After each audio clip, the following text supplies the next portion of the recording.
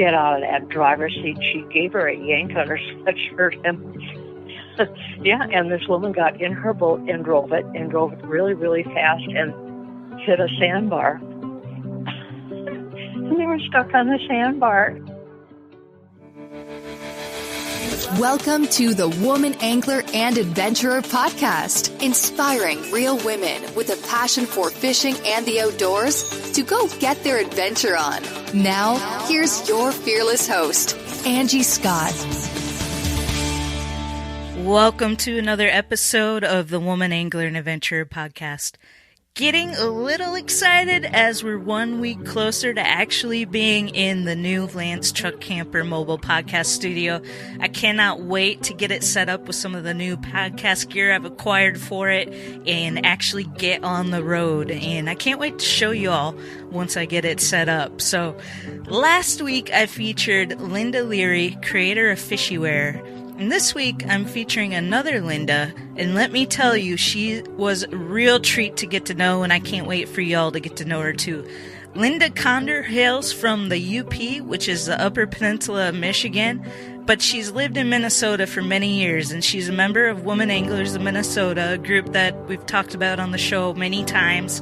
And she also fished the Bass and Gals Tournament Trail back in the day. And does she have a lot of great stories? Our conversation was so good, I'm turning it into a two-parter. So please sit back and enjoy as we jump right into a conversation with another amazing lady angler, Linda Conder.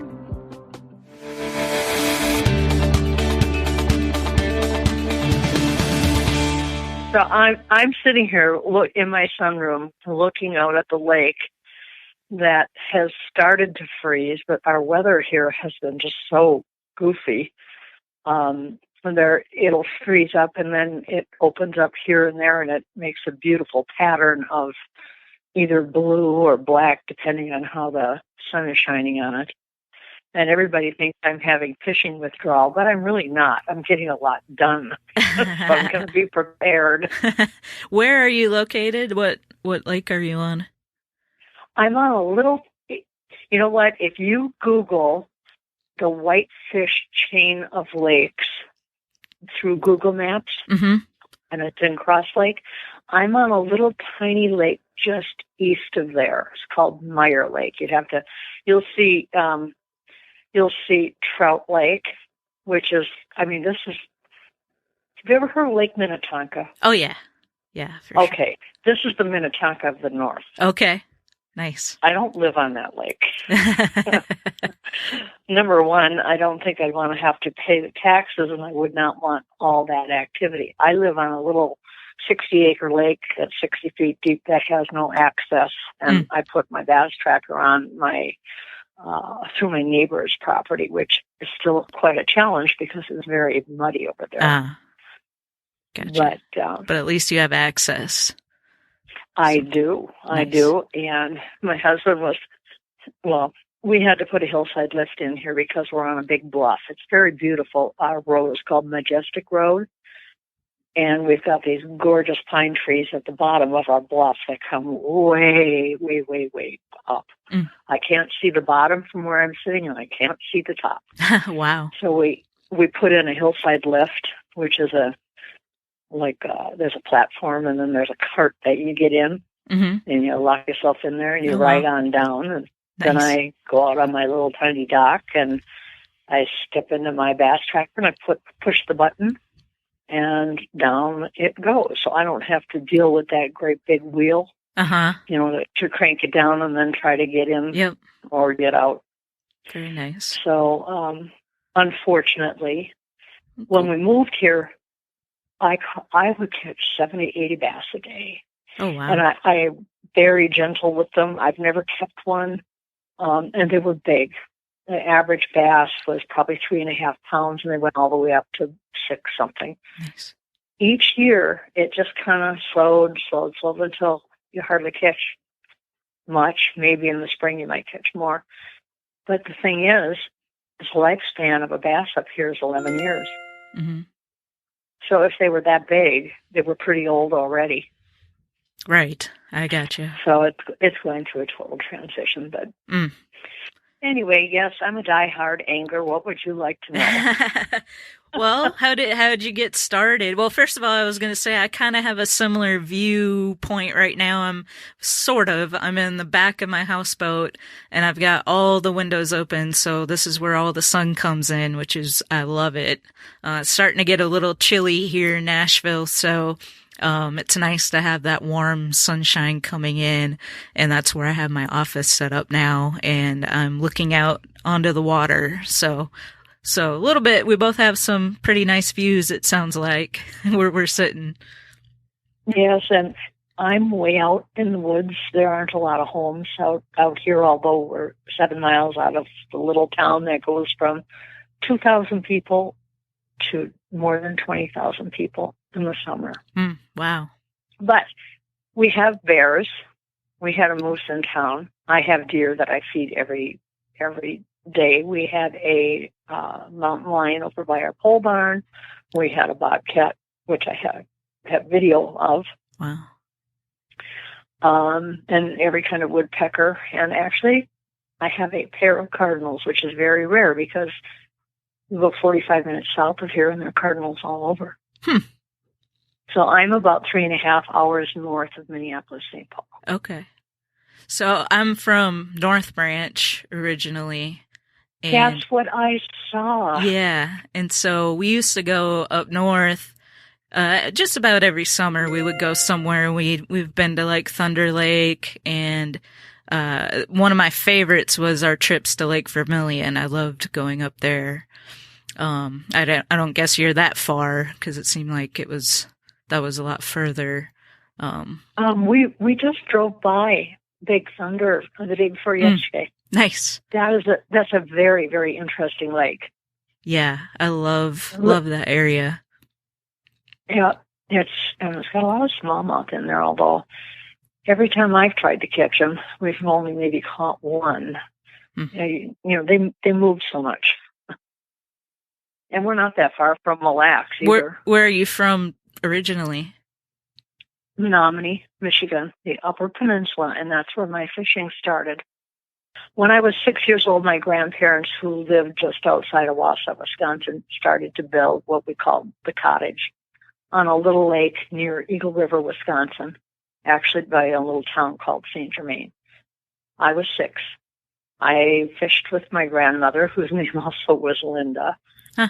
And I would take out that flat-bottomed, old, slatted green boat that had a chain for an anchor, and I'd go out by myself, and we didn't wear life preservers in those days. We didn't know the difference between a largemouth and a smallmouth, and we never knew anything about fishing regulations either. I never kept anything, even then. But my grandmother did. She kept everything. And she used a sharpened butter knife as her fillet knife. And I used to have to help clean fish. I hated that. But I would go out, and there was a place that had a brush pile, and I would hook the chain up to the brush pile and hang my head over the side, and I would just fish and eat with all we had in those days that I was allowed to use was a cane pole. I would just sight fish with the line. And the worms that I was able to scrounge up, I wasn't allowed to use my grandmother's nightcrawler patch. So it's come a long way, so now I don't use any live bait. Yeah. Unless I'm fishing for walleye through the ice. Oh. Okay. And sometimes also for crappies. Just depends. And then I just would go down and fish off the old rotten wood piers that used to be a loading pier there on Lake Michigan, and get these monster perch. And they didn't have salmon in Lake Michigan at that time. That's when all the alewives, they were dying. And they'd wash up on the shore, and everything was icky, stinky, and gobs of them just ruined the beaches. And lifeguards are busy. I don't think I've heard of those before. Yeah, there's another name for them, too. They're like a shad, but they're not a shad. Okay. They could be a member of the shad family. And then I fished with my grandmother on the Wisconsin River, and we'd fish until dark, and then we'd have to walk out of the woods, which I had a fear of bears probably for the first 35 years of my life. And now I go out on the deck when I see one in the yard and talk to it. But no, I just always loved to fish, and we started camping with our family, and I'd fish off the shore. And then one year my husband got me a pair of waders for Mother's Day. And then we bought a used Forester boat and kind of made a makeshift live well in it. We used that, and I joined a bass club, and I couldn't even back a boat down at that point. I was probably in my 30s. And we had my husband bought a Ford Econoline, Ford van, and converted the whole interior himself, put in big windows and all this stuff, and that's what I was supposed to back down with a stick. Oh, wow. So he went with me to every tournament and launched the boat for me and would show up in time, for the weigh-in. And after the first year, he said, well, I'll tell you what, I'll join the bass club if you'll become a certified scuba diver. I said, okay. So that happened, and then I stayed with the bass club, and I joined Women Anglers of Minnesota, and with some encouragement from the president of Women Anglers at the time, a lot of encouragement and pushing, I went down and fished my first Bass and Gal tournament in 1987 on Lake Truman. Wow. On Truman Lake, the one that I just fished in Missouri? Yep. Nice. Wow. How cool. And the water was really, really low, so the ramps were very steep and out of the water. Really low. And I read what you had posted about your Truman experience, and I was surprised to hear that there's still that much wood, because, I fished it, 33 years ago, and must be really hardwood. Yeah, it's everywhere. It's crazy. I've never been on a lake with that much, and I know there's other lakes that are similar, or might have a little bit more, but that was my first experience on a lake like that. From billion-dollar ad budgets and arena naming rights to tens of thousands of retail locations, big wireless providers spend big to appear like they're your only option. How do they afford it all? That big bill you get at the end of every month. Mint Mobile had a different idea. Instead of brick and mortar overhead, Mint Mobile is online only. What does that mean for you? A whole lot of savings, because wireless plans from Mint Mobile start at just $15 a month. That's unlimited talk, text, and data for just $15 a month. You'll save enough that you can get a brand new rod and reel for the upcoming season. For anyone who just hates their phone bill, Mint Mobile offers premium wireless for just $15 a month. All plans come with unlimited talk, text, and high-speed data delivered on the nation's largest 5G network. You can use your own phone with any Mint Mobile plan, and you can even keep your same phone number along with all of your existing contacts. By going online only and eliminating traditional costs of retail, Mint Mobile passes significant savings on to you. Switch to Mint Mobile and get premium wireless service starting at just $15 a month. To get your new wireless plan for just $15 a month and get the plan shipped to your door for free, go to mintmobile.com/waypoint. That's mintmobile.com/waypoint.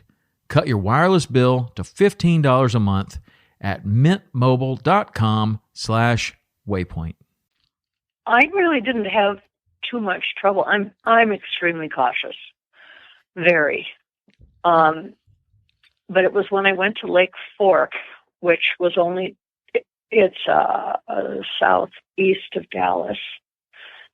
It was only 2 years old, and it was just, they had holding ponds that they built and put in a strain of Florida and Texas bass in all these holding ponds while they were building the dam. And then when they finally flooded it, of course, the water came up, and then the bass were able to swim out of these holding ponds. And the lake is solid wood, and nothing was marked. There wasn't a marker buoy on that lake. And it was quite scary. I think I might have mentioned it. I fished with a gal from that area, and she's the one that showed me how to pee over the side of the boat and how to bump through all the stumps that were under the water. And you just raise your lower unit as high as you could, but enough to get you through. And you go bumpy, bumpy, bump over all these stumps to get way to the back of a creek.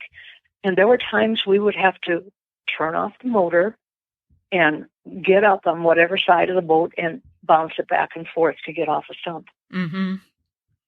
Oh, yeah. I should have written a book, because you fished that many tournaments. I think it was about 50.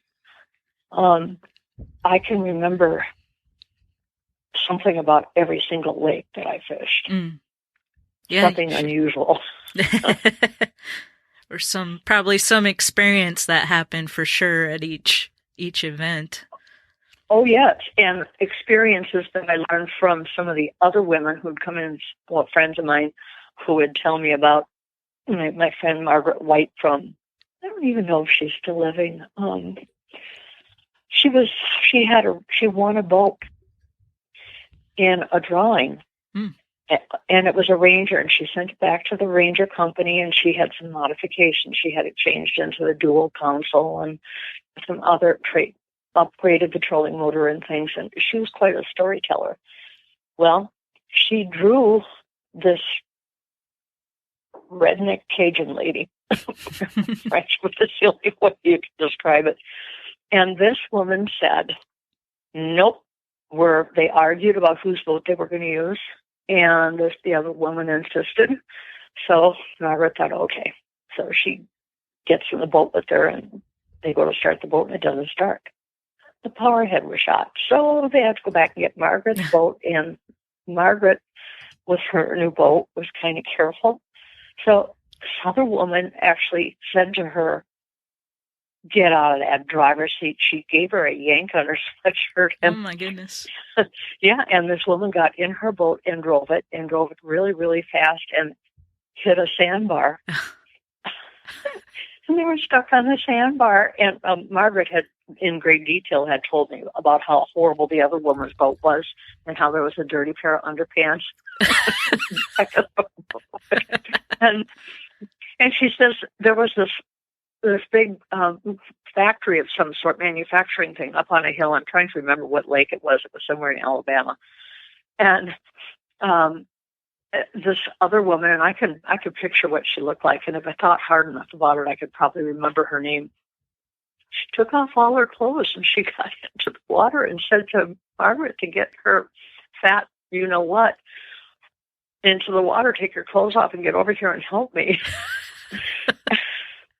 And she said all these guys were way up on the cliff watching, and Margaret says, I'm not taking off my clothes. So Margaret got in the water. She was kind of a heavy gal. It was part Indian with beautiful blue eyes and long white hair. And when she came in, she was so upset, and she was crying because she said, my beautiful boat, what she did to it, it's all scratched. She drove it into the worst places, and Margaret was just really in a tizzy. I checked on her that evening, and she was having heart palpitations. We thought she was having a heart attack. We had to call the ambulance. Oh, my gosh. Yeah. That's one story. Probably an anxiety attack. Yeah, it was a panic. It was a panic attack. Yeah, she was so upset, and her blood pressure was sky high, and yeah. Well, that's why we got rules now that only the boater can drive their boat. You know what? I read your rules for lady bass. It's not the same lady bass that I fished, but the rules are almost identical to really? Bass and Gal. Oh, wow. The only thing that bothered me was that I'm supposed to go fish for a whole year as a co-angler if I want to do that. Yes, that's what I thought. So when you first joined the Bass Club, were you a co-angler, or did you just start off as a boater right straight away? I went as a boater straight away. Wow. That's awesome. And the only time I actually gave up my rights of being a boater, they would pair us up, boater, and they didn't call them co-anglers. Okay. For the most part, really, from my experience, is when you're a co-angler, your fish and the pilot's fish count together. So you fish as a team, although you're drawn. Yeah, so my local club, we are a team, so it's Team Nashville Bassmasters, so it is boater and co-angler, and whoever you get paired up with, you guys fish as a team, and your 5 fish are combined, whichever the best 5 between the two of you all goes toward, that one entry, and then you split the winnings. I like that. I do too, because it really fosters an atmosphere of education, because the co-anglers can fit. Typically, the boater's going to be more experienced, and so as you get paired with all the different the boaters, you learn something different from every one of them, because they're going to be trying to help you and teach you so that you can hopefully catch fish that will count, toward the weigh-in. And yes, and also share plastics, share tackle. I mean, I've even handed off rods to my partner. Here's, try this rod. That doesn't have good enough light on it for what we're doing. So this whole thing led up to me ending up writing for an entire summer for the Stillwater Gazette, where we lived in Stillwater for 40 years. And one summer I wrote a column every week and took my own pictures for them to put in my column. And I covered things like Boy Scout events when they had a fishing outing, or maybe I would feature describe a spinnerbait and all the different ways it could be used. And I had to have a certain amount of words. They wouldn't just take a short one. And then I also got paid for public speaking, which was really pretty cool. Yeah. Usually I would just bring my classic when I fished the Bass and Gal Classic. I only qualified for one, but I was always pretty much in the top 50. You had to be in the top 30. Okay. My first tournament, we had 208 women. Oh, wow. Yeah. Much bigger organization than it is today, unfortunately. So, well, it's, different organization, but... How many women do you actually have in Lady Bass? That's that are anglers. That's the pilots. Good question. I don't know off the top of my head. I know that we have a private Facebook group for anyone who's actually a member, and this isn't gonna separate boaters versus co-anglers or pros versus co's, or however they say it. But right now in that group, there's 123 members. So if that's accurate, then that would be. But how many boats typically would you have in a tournament? So that I don't know. So that Truman Lake was my very first one. And because this year's been a little crazy, to say the least, I don't think they had as many boats as they typically would in a normal year, because people were still, we're still quarantining and such. So, gosh, and I don't even know how many boats there were in that tournament. I want to say 24 maybe. So not a lot for I said to Terry, I wouldn't mind going down to Texas and fish, but Ray Hubbard is not exactly a lake that I think I want to fish. I've heard a little bit about it. I've started researching just the preliminary little stuff. Mostly I'm just trying to figure out what campground I can stay at, but I've heard it's kind of like a big open bowl. And when there's any kind of... It's in the heart of Dallas. Well, that too. I'm a little concerned about driving our truck with our truck camper and our boat in that Dallas traffic.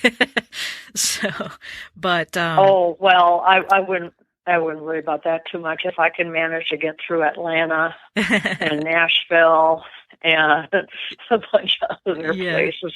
I remember I went down to Sam Rayburn, which is south of there, not too far, from about 2 hours from Houston. And my oldest daughter, who's now 52, went with me at the time. And I practice fished on Sam Rayburn. Then I had to drive into Houston to take Sarah to the airport so she could go home. And then I stayed for a few days with some friends down there, which is another whole different story, a redneck campground, but always that fun. And then I drove up to Lake Fork to spend, I think it was about 10 days with a friend of ours. We were going to fish, but the weather was so terrible. Actually, 2 men drowned at that time. Oh, wow. But I thought, how friendly the Texans are, as I was driving from Sam Rayburn, which is at Jasper, Texas. And a good friend of mine owns a tackle store there. If you ever get down there, you need to go to that tackle store. Okay. And one of the bassmasters, Todd Faircloth, I talked to him when he was up here at Mille Lacs, and he said that he had been going into Ann's tackle store ever since he was a little kid. And he is one of the nicest people. Some of those guys are just really super, super, super nice. But they all certainly know how to interact with the public. Yeah. Anyway, so I'm thinking, how friendly everybody is. Everybody's smiling at me. And here I thought, it's because I'm a lady with a Minnesota license and I'm pulling a big bass boat. Well, I get to David's, and he's got a real long driveway. He says, let me back it down and you can direct me. And he's backing in, and I'm looking, and I see on the lower back portion of my trailer, there's a big sticker, and it says, sex instructor, first lesson free. Oh, my goodness. Yes, Jimmy from the campground put that on. And when I went back, when the time was over for me because he couldn't be on the water for 2 weeks. That's why I went up to Lake Fork, which was only like 2 hours away from there. And when I came back, I talked to Jimmy and I asked, did you do that? He said, well, I don't know anything about that. Just that whoever the sumbitch was had a really tough time licking all that salt and grime off the trailer to make the sticker stick. Oh, my goodness. So that's why everybody was being so nice. Yes. All they were grinning from ear to ear. It was hilarious. Anyway, there's a story for every single lake.